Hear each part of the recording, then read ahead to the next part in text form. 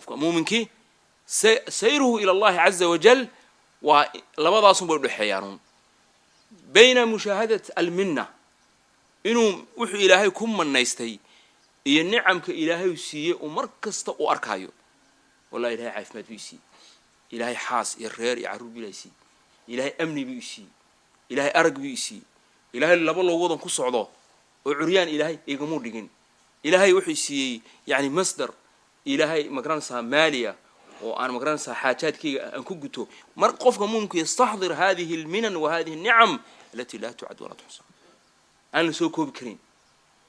marka waan qof marba xusnaado dhinaca kalena waxa weeyaan waa mutaalacad الذنوب والتقصير inuu qofkii muuminka uu mar walba xusuusan yahay wallahi in kasto ilaahay in nicmeeyay ilaahay ii fadli badan igu leeyahay hadana taqsiir baan ku jira ولذلك ayaa xadiiska yani شداد بن أوس سيد الاستغفار wuxuu nabigu yiri sallallahu alayhi wasallam waa ducada aroortiina in la akhriyo صلاة صباح كدب أنت أنا عد صبح إلا أنت أنا عد صبحين قلبت هنا بعد العصر الأخير في المساء في الصباح وفي المساء وحولي أبوء لك بنعمتك علي وأبوء بذنبي فاغفر لي فإنه لا يغفر الذنوب إلا أنت أبوء لك بنعمتك علي أبوء وأعترف ويا إلهي وحن أقول صنيا أنقريا أبوء لك بنعمتك علي نعموينك آدي يقول نعمة ستي ee faraha badan ilaahu waan qiraya aroor kasta waa inaad tiraahdo weeyaan saasi oo nafta xusuusiso akhi waxa weeyaan waxbaha uu hanqal taagin dadka kale waxa ilaahay siiyay hadii aad u xisaabisan nicamka iyo fadliga faraha badan ee ilaahay uu kugu gaar yeelay wala taajurisa aroortiis xusuusi galabtiis xusuusi inuu ilaahay nicam badan ku siiyay waayo ilaahu caadatan dadka bil aadmigu ما حصوص النعم كإلهي سيء إلا مركي ويان مويان مركزون بأببرين الله قولي سيدنا وحي كما غنابا موجرين إلا وحي كما غنابا موجرين والول كفراها بضن الدوية دا لقو والولو أما مستقبل لقو يعني ورورو وحي قفك بالآن عمر جيس أي ضياعية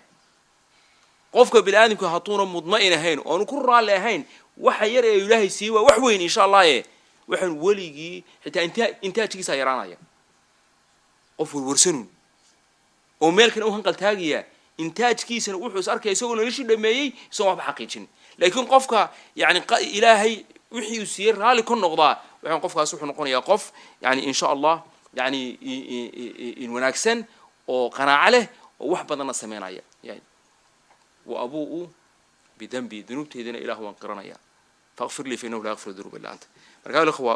waa mas'ala muhiim ah taasi way hadaba sheekhu wuxuu noo sheegay ninkii nabiga la joogay xadiiskii weeyaan ee nabigu ku yiri nabiga ku yiri sallallahu alayhi wasallam nin bidixda wax ku cunay ayaa wudiid wuxuu ku yiri waar ku cun midigtaada wax ku cun la astatiicu ma kari karabu yiri inaan midig wax ku cuno faqala lahu nabigi ba markaa sallallahu alayhi wasallam ninkii buu ku yiri la istataat deetana ninkii waxba dhacdayba inuu gacantiisii uu kor u qaadi kari waayay خلاص shalal baa ku dhacay gacantii لأنه كان كاذب بين بو شيغاي عندما قال لا أستطيع واي habaarka uu nabigu habaaray ninkaasi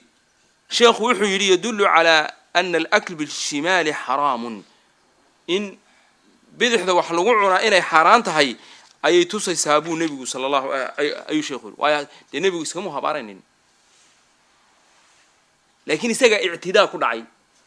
nabiguna cudwaanin ku dhaca suur gal maaha nabigu caadil buu ahaa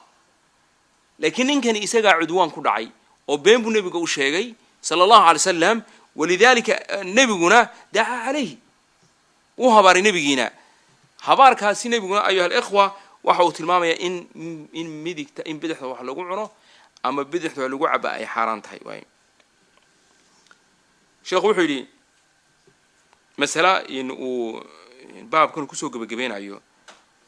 كور نبو شيخ إن الليه الأخذ بالشمال والإعطاء بالشمال هذه مركز قف dadka wax siinayso aad bidix waxaad ku siiso markuu qof wax ku siinayna aad bidixda kaga qaadato masalada ka warrama ayuu sheekhu inoo leeyahay ومع الأسف أن كثيرا من الناس بيري ومن طلبة العلم ومن أهل الخير والعبادة يأخذ بشماله ويعطي بشماله. إن كستو جرتي بو شيخو يري إن دad badan oo ardayda cilmiga barata iyo dadka ahli khayrka ah dadka cibaadi dadka bidixday wax ku siiyaan bidixdana way kaga qaataan ibn masalada ka warran buu sheekhu nilay sheekhu wuxuu yiri subhanallah alladhi ya'khudhu bishimal wa yu'ti bishimal mushabihun lishaytan buu inkastoo dad wanaagsan ay saa ku dhaqmaan laakiin qofka bidix wax ku qaata dadkana markuu wax siinay bidixda wax ku siiya qofkaasi shaydaanka ayuu isku eekeysiyay wa huwa khilaaf almuru'a dadnimada wanaagsanna way khilaafsan tahay wa khilaaf aladab aadaabtana way khilaafsantahay way إذا أردت بو شيخ يقول هدي أدونت إن أقف وحصيصه أعطيه باليمين مين يكتب وحكسي هدا أدونت إن أتكقى تنا بدح ذا وحكا إن وحن كذا مين يتكقى اللهم إلا إذا كانت اليمين مشغولة وهي إلا أي مين يكتب مشغول سنتي مو يعني for example وكله مثلا وحش شيخ يقولي هدي مين يكتب وحبنا إن أربع الأسبوع مين يكتب كسيدا marka midigtaadu waa mashquul weyn baa yiri marka qofba wax ku soo dhiibay waxaad ka qaadan kartaa bidixdii laakiin tiyo midigtaadi aan mashquulsanayn haddana dadka bidixda wax ku sii bidixdana wax ka qaado sheekhu wuxuu leeyahay waxa weeyaan saasi waa shaytaankii baa la isku eekaysiinaya marka wuxuu yiri fali kulli halin maqam xaal kastaaba waxa weeyaan arrin munaasib u ah ayuu leeyahay laakiin sabab la'aan waxa weeyaan dadka bidixda waxba ku siin bidixdana waxba kaga qaadan waa maxay buu yiri sheekhu yiri hadii aad doonayso hadiyigi nabiga sallallahu alayhi wasallam inaad waafaqdo nas'alullaha lana wa lakum at-tawfiq wal hidayah annaga iyo idinkaba ilaahay waxaan ka baryaynaa inuu nasiiyo tawfiiq iyo hidayah inuu nasiiyo wa jazaakumullahu khayr.